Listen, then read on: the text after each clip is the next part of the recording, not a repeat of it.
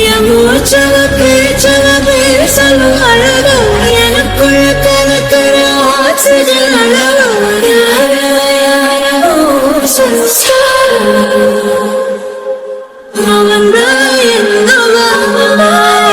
முரளையவ கலையவ அழகிய நிலவவ நிழலிலும் ஜொலிக்கிற நிரந்தர ஒளியவ சரியவ தவறவ சிரிக்கிற சிரிப்புக்கு அவதான் காரணமா.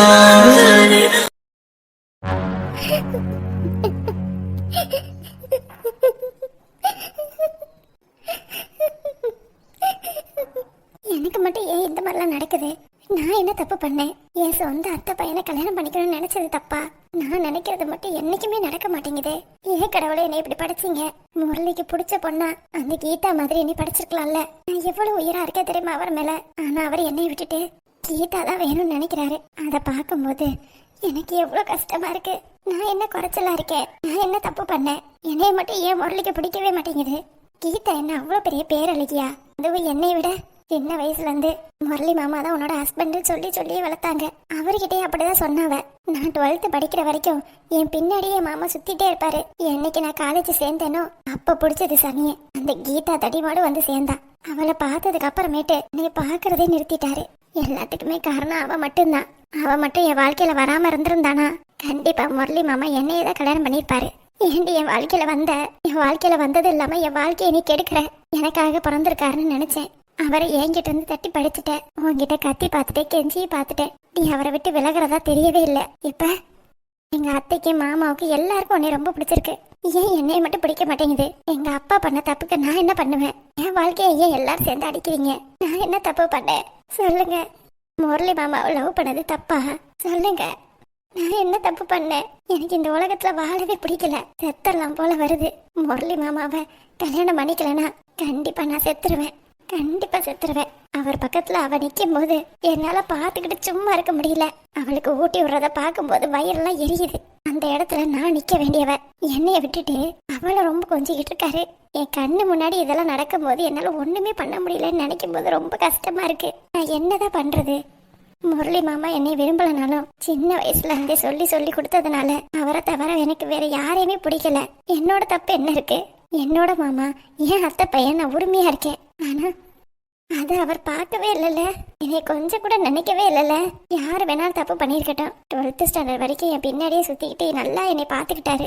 அது வரைக்கும் எனக்கு வசந்த காலமா இருந்துச்சு. என்னைக்கு இந்த கீதா தடிமாடு வந்தாலோ தெரியல. அன்னையில இருந்து என் வாழ்க்கையே நாசமா போச்சு. இன்னும் 8 மாசத்துல அவளுக்கு கல்யாணம். நான் என்ன பண்ண போறேன்னு தெரியல. ஒண்ணு அவங்க 2 பேரும் கல்யாணம் பண்ணிக்கிட்டாங்கன்னா நான் உயிரோடவே இருக்க மாட்டேன். அப்படி இல்லைன்னா என்னைய கல்யாணம் பண்ணிக்கணும். இந்த 2 முடிவுல நான் உறுதியா இருக்கேன். எது நடந்தாலும் நான் இந்த 2 முடிவுல ஒரு முடிவை நான் எடுப்பேன். பாப்போம் முரளி என்னைய கல்யாணம் பண்ணிக்கிறாரா இல்ல என்னை கொண்டுட்டு அதுக்கப்புறம் கீதா கழுத்துல தாலியை கட்டுறாரான்னு பாப்போம். பூர்ணி, அடியே பூர்ணி, எந்திரிச்சிட்டியா?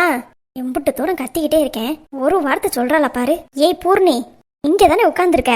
அம்மா காட்டு கட்டு கட்டுறேனே. எந்திரிச்சிட்டேமா, சாப்பிட்றேன் வரேன்னு ஏதாவது ஒரு வார்த்தை சொல்றியாடி? உன்னைய பூர்ணிமா, என்னம்மா ஏமா அழுதுகிட்டு இருக்க? அம்மா சத்தியம்மா எனக்கு வாழவே பிடிக்கலம்மா. அடியே, கெட்டது பண்றவங்கலாம் நல்லா இருக்காங்க, நீ ஏண்டி சாவணும்? இல்லம்மா, நான் என்னம்மா குறைச்சலா இருக்கேன்? நான் எம்புட்டு பண்ணியும் முரளியையும் கீதாவையும் என்னால பிரிக்கவே முடியல. அவங்க இன்னும் ஸ்ட்ராங்காவே இருக்காங்க.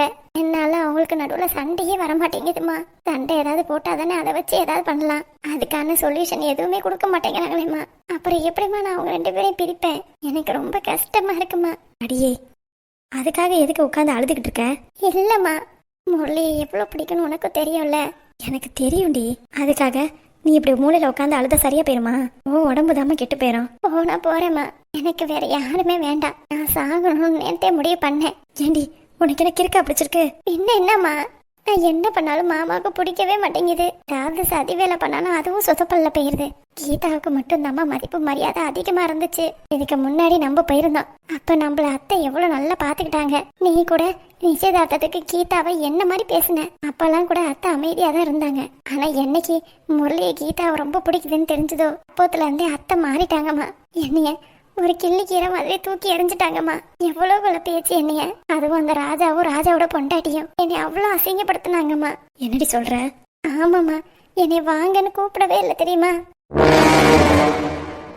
என்னடி சொல்ற? உன்னை வான்னு கூப்பிடவே இல்லையா? ஆமாம்மா, நீ சொன்னேன்னு ஒரே காரணத்துக்காக தான் நான் போனேன். அத்தை மட்டும்தான் வாங்கன்னு சொன்னாங்க. மாமாலாம் என்னை கூப்பிடவே இல்லை. இதுவும் இல்லாம இந்த ராஜா மாமாலாம் மூஞ்சி திருப்பிக்கிட்டு போயிட்டாரு. இந்த ஜீவாவுக்கு என்ன கொழுப்பு இருக்கணும்? சோறு திங்க இங்க வந்துட்டியலா அப்படின்னு சொல்லி ஜாடியா பேசினா தெரியுமா? எனக்கு அப்படியே ரொம்ப உடஞ்சு போயிட்டேம்மா. கஷ்டமா போச்சு. என் பிள்ளைய பார்த்து சோறு திங்க இங்க வந்திருக்கியான்னு அவ கேக்குறாளா?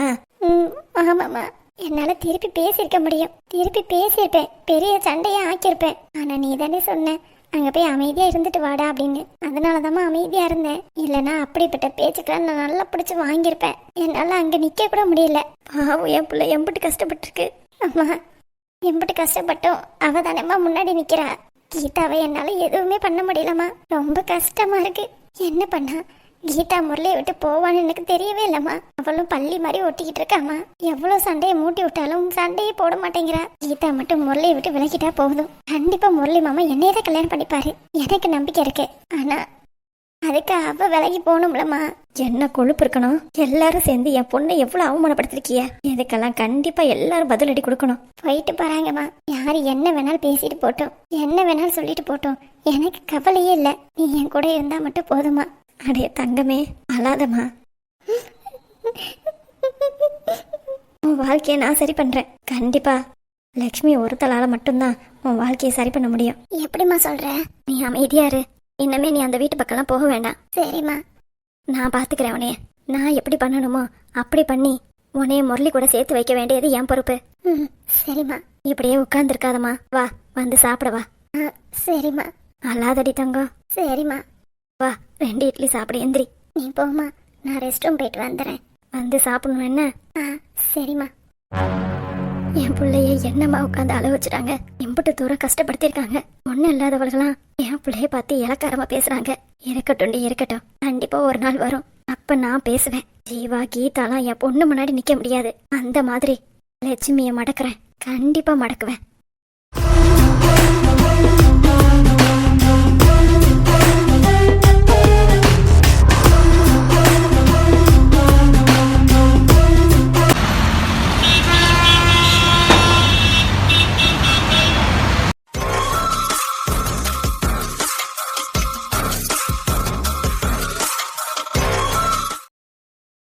ஏமா, என்னாச்சு? போகும்போது நல்லா தானே போனேன். இப்ப என்னமோ உருன்னு வர? அந்த பையன் எதுவும் சொல்லிட்டானா? அந்த பையனுக்கு இருக்கிற கொழுப்பு இருக்கே அப்பா, கொஞ்சம் நஞ்சம் இல்லடி. இடத்த விஷயத்தை பத்தி பேசுனியாமா? பேசுனேன்.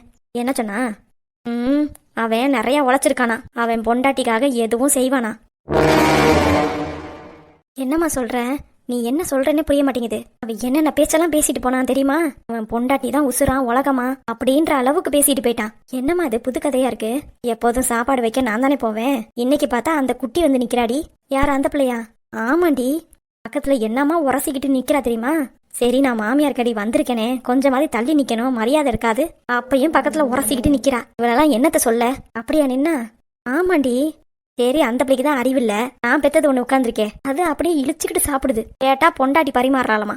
நான் சொன்னேன், இந்த 1 மாசம் தானே, அடுத்த மாசம் வளகா போட்டு அனுப்பிடுவேன் அப்படின்னு சொல்றேன். அவன் அனுப்ப மாட்டானா. அவன் பொண்டாட்டிய அவனே பக்கத்துல வச்சு பாத்துக்குவானா. பிரசவத்துக்கு கூட அவன் காசு செலவு பண்ணுவானா. நல்லா இருக்கே கதை. யாரு வீட்டு செலவுல யாரு பிரசவம் பாக்குறது?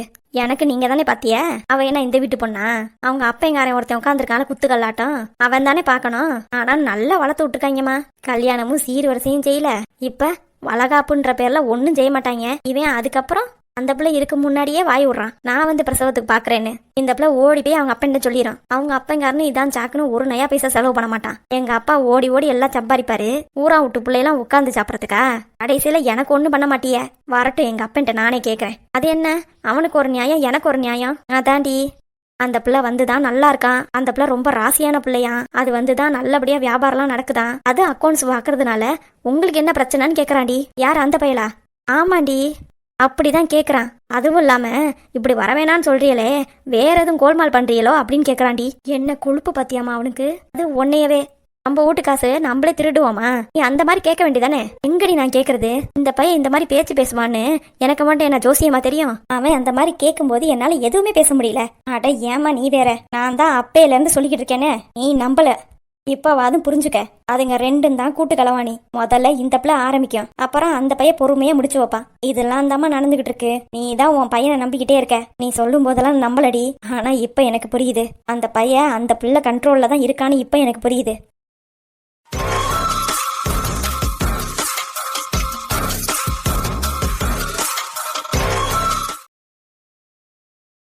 இப்ப என்னதான் பண்றதுமா? எனக்கும் அதுதான் ஒண்ணுமே புரியல. என்னத்தை போட்டு சொக்குப்படி போட்டு வச்சாலோ தெரியலடி. இந்த பையன் என்கிட்ட இந்த மாதிரி பேசினதே இல்ல.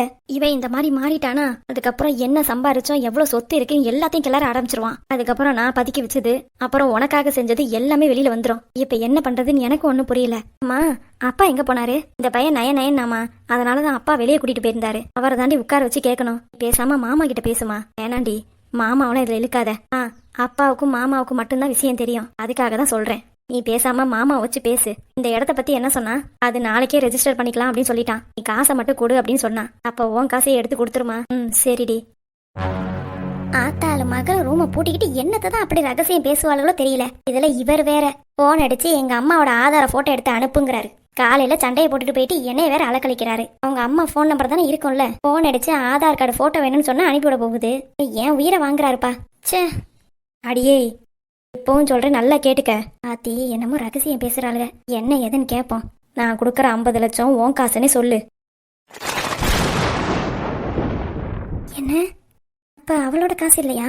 வேற யார் காசா இருக்கும்? ஆண்டி பைய காலையில இருந்து என்கிட்ட ரொம்ப பேசிட்டான். கண்டிப்பா உன்கிட்ட இந்த காசு எப்படி வந்துச்சுன்னு திரும்பியும் கேட்பான். அப்படி ஏதாவது கேட்டான்னு வையி, அவங்கிட்ட சொல்லிரு நகையை வித்த காசுதான் அப்படின்னு சொல்லு.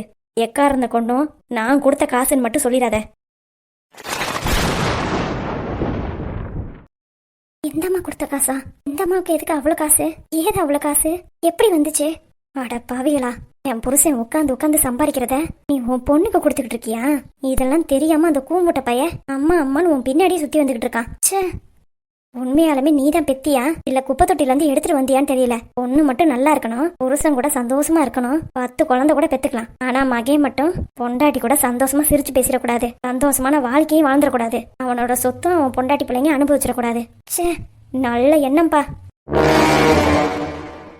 இந்த சைடு வந்ததுனால இவளுக்கு பேசுறத ஒட்டி கேட்டதுனால எனக்கு தெரிஞ்சது. இல்லைன்னா இவளுக்கு போடுற திட்டம் எனக்கு எதுவுமே தெரியாது. எப்படியெல்லாம் நடிக்கிறாளுங்க. நீ பேசாண்டு இருமா. எப்படி நேக்கா பேசிக்கணுமா அந்த மாதிரி நான் பேசிக்கிறேன். எப்படியா இருந்தாலும் முதல் போட்டது உன்னோட நகை தானே. அவனுக்கு நீ தான் எனக்கு காசு கொடுத்தேன்னு தெரிஞ்சாலும் நான் இந்த பாயிண்ட போட்டு பேசிக்குவேன். நான் பாத்துக்கிறேம்மா, நீ ஃப்ரீயா விடு. இல்லடி அந்த பையன் என்ன வேணாலும் பேசுவான். அதுக்காக தான் சொல்றேன், விடுமா, பாத்துக்கலாம்.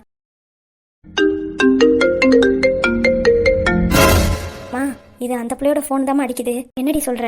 அந்த பிள்ளை இங்க எதுவும் போன் எதுவும் வச்சுட்டு போயிடுச்சோ? இம்புட்டு தூரம் நம்ம பேசியிருக்கோமே, ரெக்கார்டு எதுவும் பண்ணி இருந்துச்சுன்னா? ஐயோ, முதல்ல போன் இருக்கான்னு தேடி பாரு. சரிடி.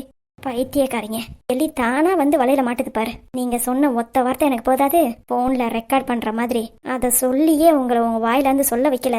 என் பேரு அமிர்தா இல்லடி.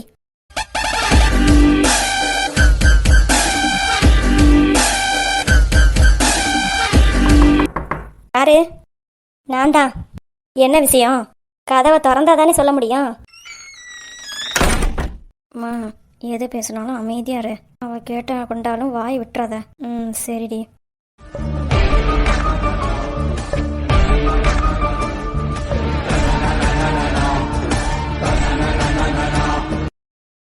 என்ன?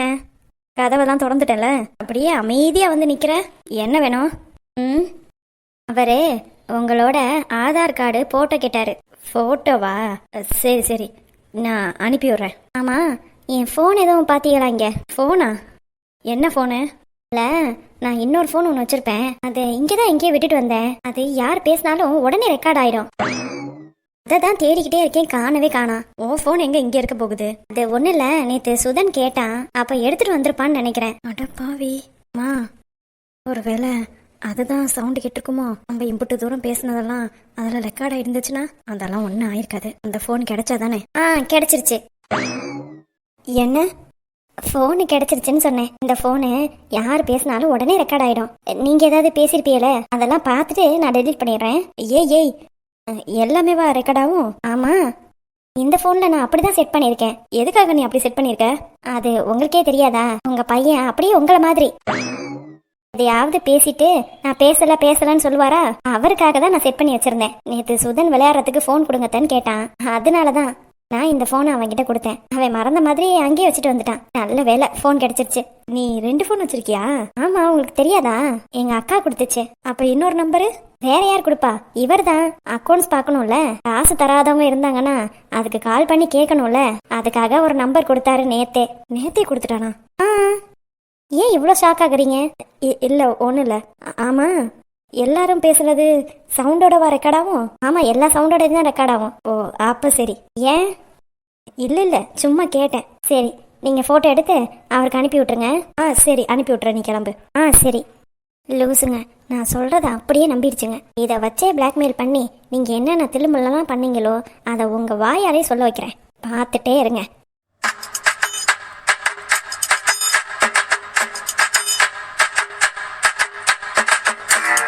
அடியே, அவன் ஃபோனில் எல்லாமே ரெக்கார்ட் ஆயிருக்க போகுது. நம்ம பாட்டுக்கு பேசினதெல்லாம் அதில் வந்துச்சுன்னு வையி, இதுதான் சாக்குன்னு அவன்கிட்ட கொண்டு போய் காட்டுவா. இதெல்லாம் தேவையாடி?